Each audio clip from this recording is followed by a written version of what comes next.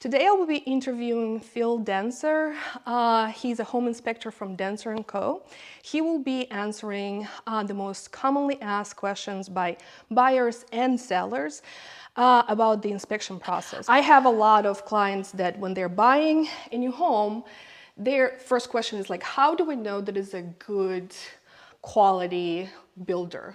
What do we look for to see if it's good quality work or not? I think one of the things that anyone can do, because there are a lot of different things that you can actually take a look at in trying to assess whether or not it's good quality or quality that may not meet your expectations, because it really just, beauty is in the eye of the beholder. Right?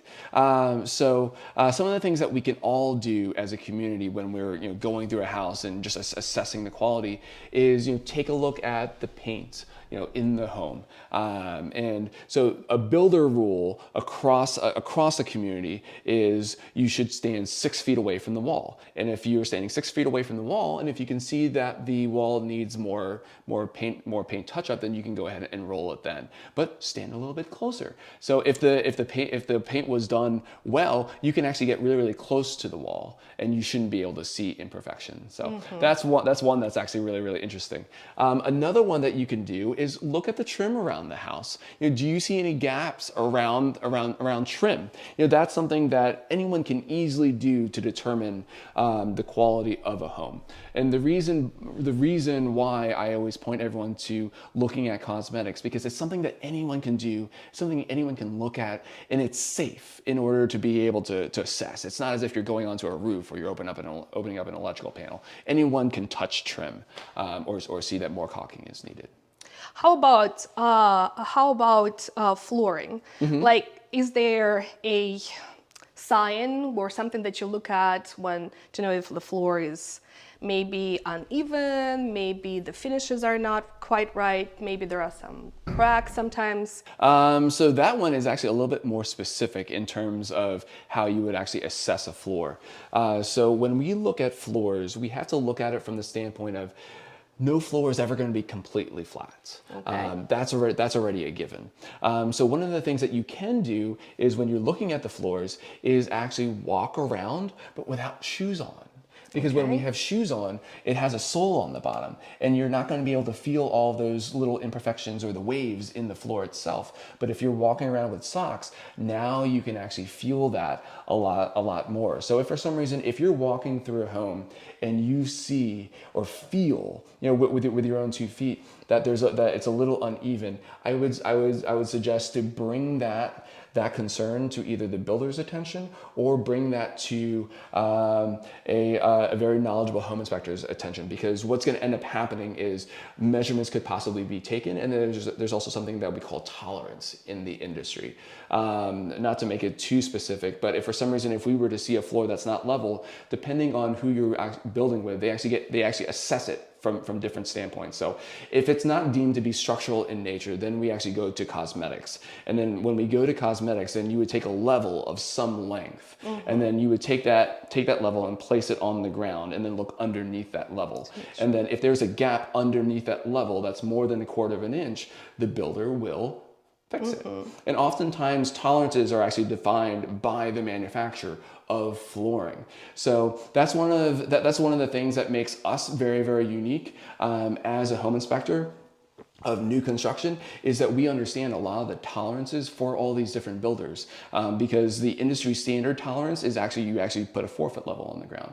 But depending on who you inspect for, it could go to an 8-foot level. It could also go to a 32-inch level, a 30-inch level. You could also change the gap underneath from 1/4 of an inch to 3/16 of an inch. So almost no gap at all. So that's where our command of the different types of tolerances within a house really starts to shine, because you can actually apply tolerance to almost everything about a beautiful house. Next question. So when people are buying, buyers are buying like an house, either they are buying it when it's just a lot and they're building it, or they're buying a built, finished home. Is it common to have inspection, like a walkthrough inspection right before they buy the home? Is it common to make it contingent, the sale of the house or the purchase of the house, on the inspection? Most families will do that. So when it comes to new construction, there are typically 3 different phases or opportunities that you have to help inspect the home. And I say help inspect the home is because, so the way that we view it as, it's not an us versus them type of mentality where it's like, oh, we've got to identify all these different things. You know, in order to build a house from scratch, it truly takes a village in order to be able to do it. And there's so many moving pieces that it's impossible to identify everything. And what I've learned over time is a lot of the really good builders, they are really open to allowing a good home inspector to come in, because that's a second set of eyes and ears for not only the family, but for the builder as well. So there's the 3 different phases that you can actually be a part of the processes. So 1, there's a pre-drywall inspection phase. So that's very structural heavy, where we take a look at all of the structural components of the home itself and help the builder identify anything that needs to essentially be tweaked up before they hang the drywall. Because once the drywall gets hung, that's it. And it's gonna be much harder to repair. After the drywall gets hung, depending on the size and who's building the house, then you're looking at, if it's a spec build, and I say spec meaning it's a national builder, you can typically get to the final inspection within 2 months or so. If it's a custom home, it could actually be 3 times as long. It really just depends on availability of material, workers, as well as environmental factors, so snow, rain, things of that nature. So you've got the final inspection where we go back in and take a look at a lot of the cosmetics that are in the house, make sure all the appliances work, make sure you have heat, make sure you have air conditioning if it's during the summertime, make sure nothing looks out of place. But then we're also able to reconfirm for anything that we can take a look at, that a lot of the structural components are still good there.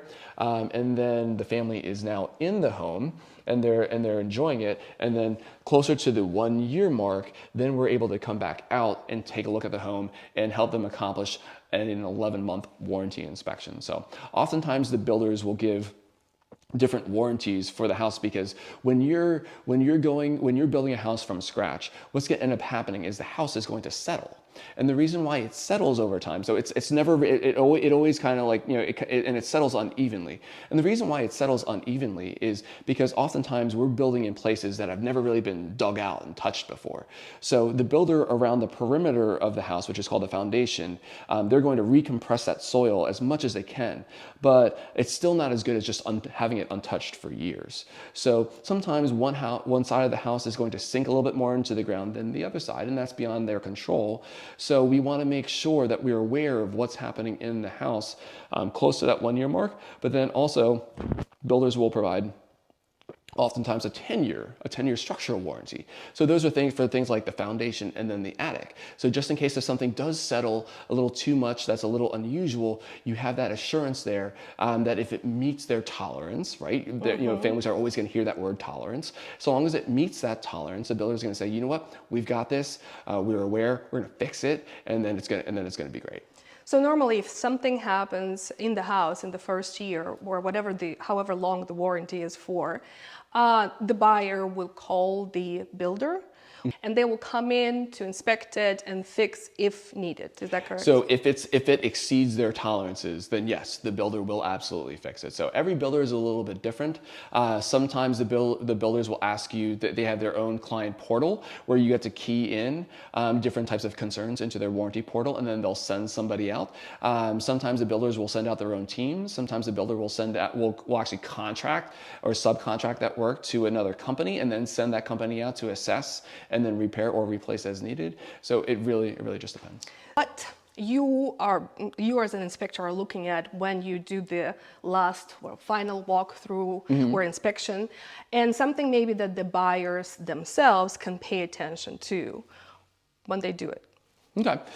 So if I am on the main floor now, we would have already assumed that since I'm already inspecting the main floor, I've already run all the sinks and tubs on the second floor, main floor, and also in the basement. So you start from... Yes, I'll start Okay. with the plumbing system. Always, always, always, I start with the plumbing system, and then I'll look at the house. So the reason why I start with the plumbing system is because since there's been a lot of workers in the house since the pre-drywall inspection, we don't know what the condition is like since now everything is closed. So what we do as a home inspection company is we'll actually fill all the sinks and tubs with water and then let them all drain simultaneously. Okay. And then once that's all done, then we'll actually come down, so like we're here now, onto the main floor and just visually look for leaks. Okay. And then once that's done, then we'll start looking through the house. The last thing that we'll actually do before we leave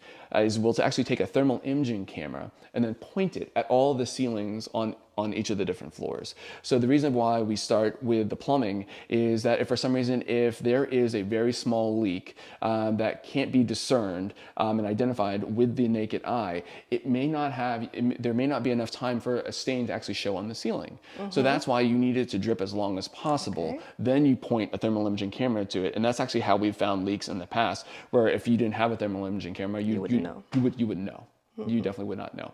So once we have tested the plumbing system, now we're actually going to look from the top down. You use the same routine every single time, no questions asked. That way, it limits the chances for a miss. So you look at the ceilings first, and you're looking for cracking on the ceiling. You're looking for the drips. You're looking for anything that might be out of place, drywall that's sagging. Then you look at the walls. Then you're going to take out your electrical tester, and you're going to test all the different outlets, make sure they're wired correctly. Then once that's done, then you're going to take a look at the windows, make sure they can open and shut, make sure they don't feel drafty, make sure you don't see any leaks around the windows. And then you go down to the floor. Now you're going to pace back and forth on the floor without shoes on, because you want to be able to feel. You want to be able to feel for the unevenness of the floor, because sometimes you can actually hit soft spots in the floor where they may not have actually screwed or nailed, depending on the builder, and or glued the floor very, very well. And sometimes you can't discover that unless you're actually walking around bare feet. So as I'm walking through the house, then the neat thing about how we do things is, this is my computer. My phone is my computer. So as I see certain things, then I take pictures of them and then instantly feed it into the report. So I actually get to create the report as I go along, which means I don't have to try to remember what I saw. And nothing is overlooked. And nothing is overlooked. So, and once I leave the house, the report is actually done.